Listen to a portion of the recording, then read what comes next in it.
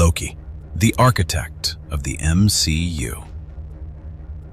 Every story has a villain, but some stories have an architect. Thanos had a plan to save the universe. Tony Stark had a plan to protect it. Nick Fury had a plan to assemble the greatest weapons the world had ever seen. But what if I told you that every single one of those plans started with him?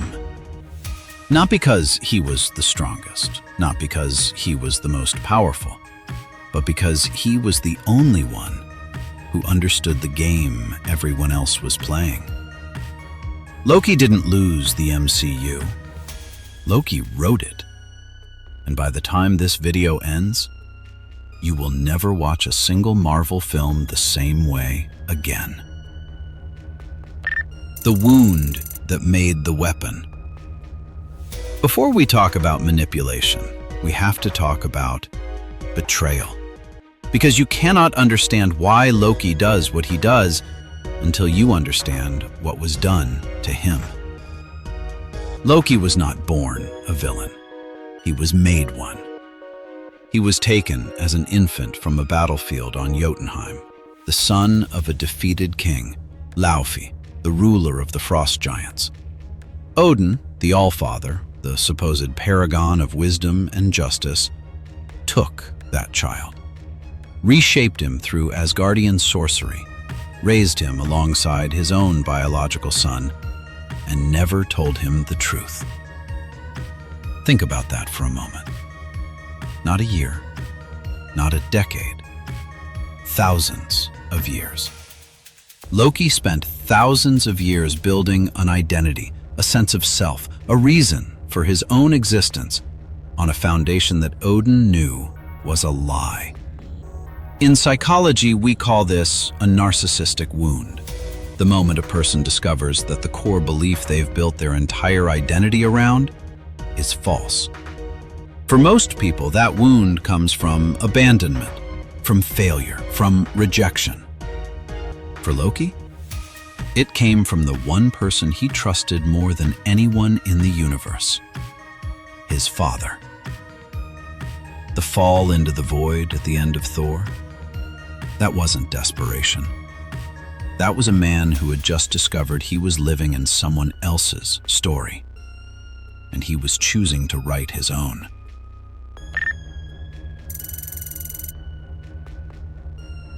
Here is the first thing the Villainologist needs you to understand. Every action Loki takes from that moment forward is not chaos. It is control. The control of a person who has realized that if no one will give you a place in the story, you take one. The god of misdirection. Here is where most people get Loki completely wrong. They look at him and they see a trickster, a schemer, a chaos agent who can't stop lying long enough to win anything. And that is exactly what he wants you to think.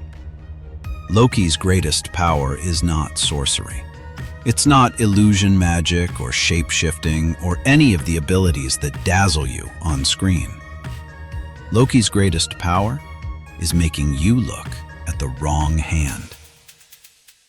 From his very first appearance in the MCU, Loki is running a masterclass in psychological warfare. Watch what he does with Thor. He doesn't fight him physically. He doesn't overpower him. He studies him. He identifies Thor's greatest weakness, his pride, his hunger for glory, his desperate need to prove himself worthy, and Loki weaponizes it. He doesn't orchestrate the frost giant's attack at the coronation because he wants to ruin the day. He does it because he needs Thor angry. He needs Thor reckless. He needs Thor to do something stupid enough to justify what comes next. And Thor obliges. Every single time. There is a concept in chess called zugzwang, a situation where every possible move your opponent can make will worsen their position. Loki doesn't just put people in zugzwang occasionally. he builds entire situations designed to leave his opponents with no good move. With Odin, he exposes Thor's arrogance to force a banishment, clearing the throne. With the Frost Giants, he opens a back door to Jotunheim, creating a crisis only he can resolve, making himself invaluable. With Frigga, he uses her love as both armor and intelligence, learning secrets she doesn't realize she's sharing. This is not a trickster. This is a strategist. One who learned in a court built on political intrigue and divine ego that the most dangerous weapon in any room is patience. The Avengers was his masterpiece. The Avengers, the film where Loki supposedly loses. I want you to throw that word away, because losing implies that Loki's goal was winning, and his goal was never winning. A professor dissecting a case. Let's break this down frame by frame. Loki arrives on Earth through the Tesseract. He immediately kills several agents. He steals the cube. He mind controls Clint Barton and Eric Selvig, two of S.H.I.E.L.D's most critical assets. That's what you see. Here is what is actually happening. Loki has just triggered the single event that Nick Fury had been fighting to prevent for years. A threat so catastrophic that the World Security Council had no choice but to activate the Avengers initiative. Loki forced the Avengers into existence. Think about what the Avengers were before Loki. A folder in a database, a theoretical concept, a group of individuals with massive egos and no reason to cooperate. Thor wasn't even on Earth. Tony Stark thought he didn't need anyone. Bruce Banner was in exile. Steve Rogers was still adjusting to a world he barely recognized. None of them had a reason to be in the same room. Loki gave them one, but here's where it goes deeper. Because Loki doesn't just bring the Avengers together physically, he stress tests them. Aboard the helicarrier, he sits in a cage he chose to be in, and begins to dismantle them from the inside. He pushes Banner into triggering a Hulk transformation. He plants doubt between Rogers and Stark about S.H.I.E.L.D's real agenda. He maneuvers his own brother into a position of grief and guilt. He does all of this from inside a glass box. And when the Avengers stop him on Stark Tower, when the Hulk smashes him into the floor like a rag doll, when he's arrested and put in chains, Loki smiles. Not the smile of a man who has been beaten. The smile of a man who has just watched the final piece move into position. Because without the Battle of New York, there is no unified Earth defense. There is no Avengers precedent. There is no reason for the World Security Council to fear what's coming. And without the Avengers, Thanos wins on the first try. Loki didn't just lose the Battle of New York. He made sure humanity could survive the war that came after it. The deaths that weren't. Let's talk about something the MCU wants you to feel deeply. Loki's deaths.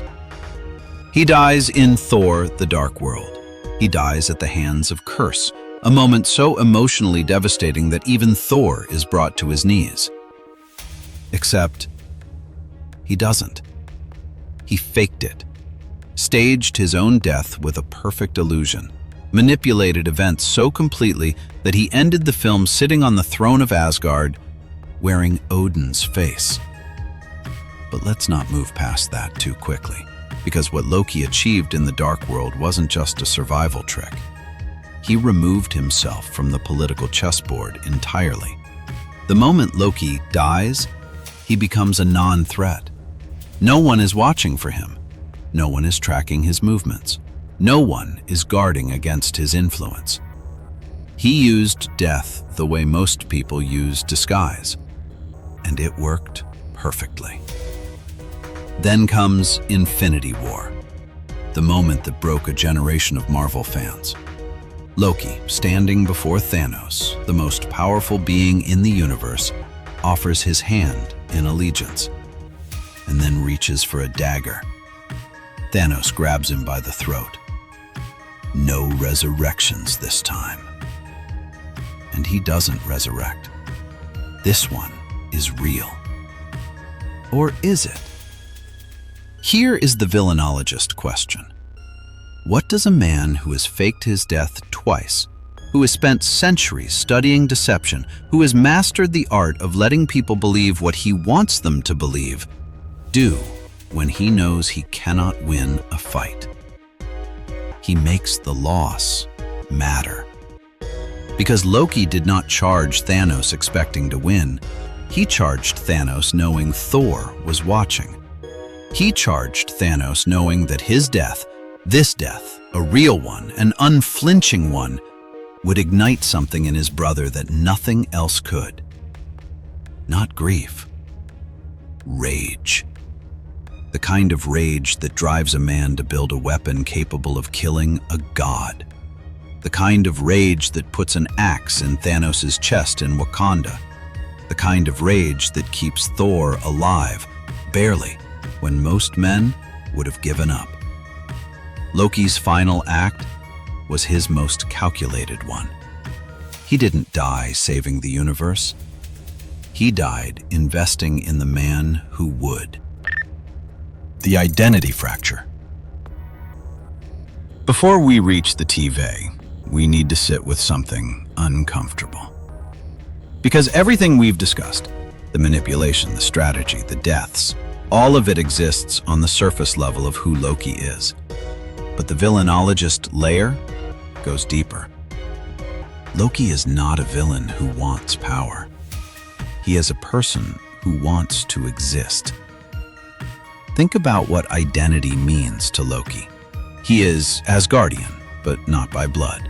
He is Jotun, but was raised to despise them. He is a prince, but was never meant to be king. He is a son to a father who chose him as a political tool. Loki has no fixed identity, and so he builds one the only way he knows how, through narrative. He becomes the villain because villains have agency. Villains have purpose.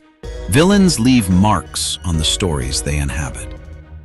And here is the psychological truth that makes Loki one of the most devastating characters ever written. He doesn't want to rule. He wants to be impossible to ignore. In Adlerian psychology, this is called striving for superiority, the deep human drive to overcome feelings of inferiority by achieving significance.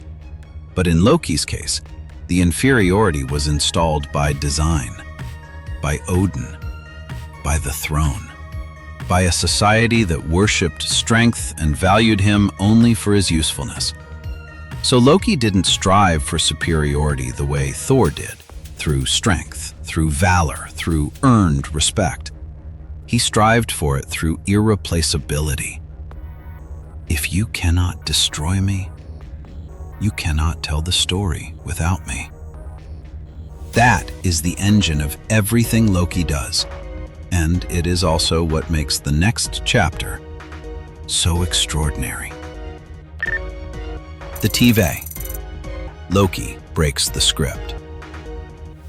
Everything we've discussed so far, the manipulation, the strategy, the deaths, the identity war, it all existed within a system, a predetermined path, a sacred timeline engineered by beings who decided, before Loki was even born, exactly how his story would end.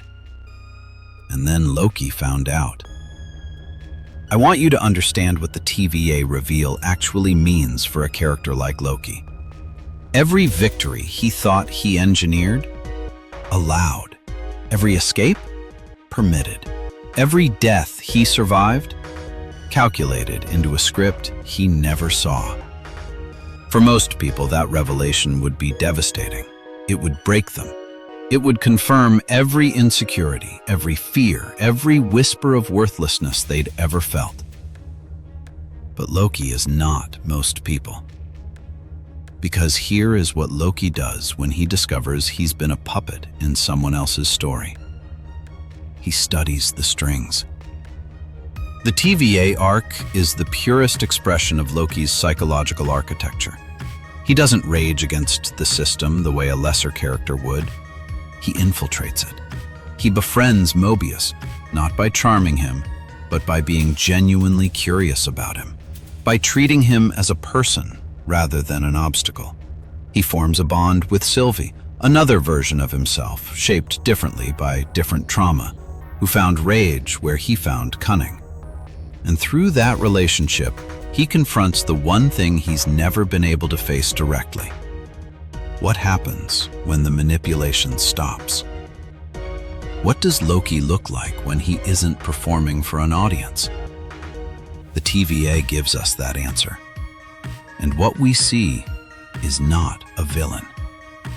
It is a person, finally, for the first time in thousands of years, trying to figure out who they actually are. Loki becomes the God of Stories.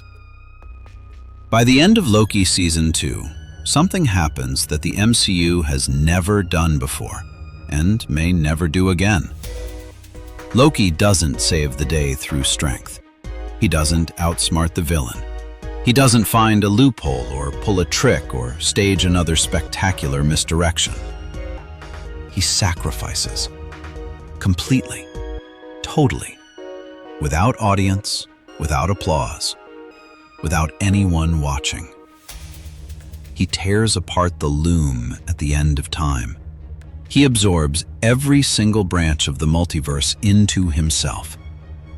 And then he sits, alone, at the center of all timelines, holding the entire architecture of existence together with nothing but his will.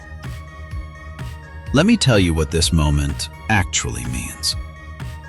Loki, the boy who was told he would never be king, the son who was raised on a lie, the villain who was supposed to lose, the trickster who everyone expected to betray them. He becomes the one thing no amount of power, no throne, no conquest could ever have given him. The reason every story exists. He is the God. The final twist. Now, I want you to go back to the beginning, back to Thor, back to that moment Loki looks into Odin's vault and sees his own reflection in a frost giant artifact, back to the fall through the void. What if none of it was an accident? What if Loki, with his extraordinary capacity for long-term thinking, his ability to endure pain for a greater outcome, his willingness to be the villain in every room he enters. What if he understood on some cellular level that the path to mattering required all of it? The betrayals, the deaths, the losses, the TVA. Because here is what the Villainologist knows. You cannot become the God of Stories without first living one.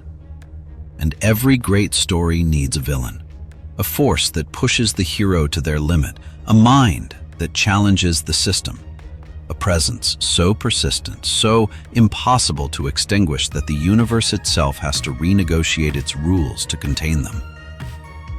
Loki was never the villain of the MCU. He was the pressure that made everything else possible. The Avengers exist because of him. Thor's growth exists because of him. The multiverse's survival exists because of him. And he did all of it, while everyone in every room called him a monster. If that's not the most dangerous kind of villain ever written, I don't know what is. So here is the question I'm leaving you with tonight. Not, was Loki a villain? We're past that. The question is this. If Loki engineered every major event in the MCU, what does that make the heroes? pieces on his board? Or exactly the kind of people he needed them to become? Drop your answer in the comments, because the Villainologist reads every single one. And if you want to go deeper, if you want to understand not just the what of the MCU's greatest minds, but the why behind what drives them, subscribe. Because the next villain we dissect makes Loki look like a warm-up act.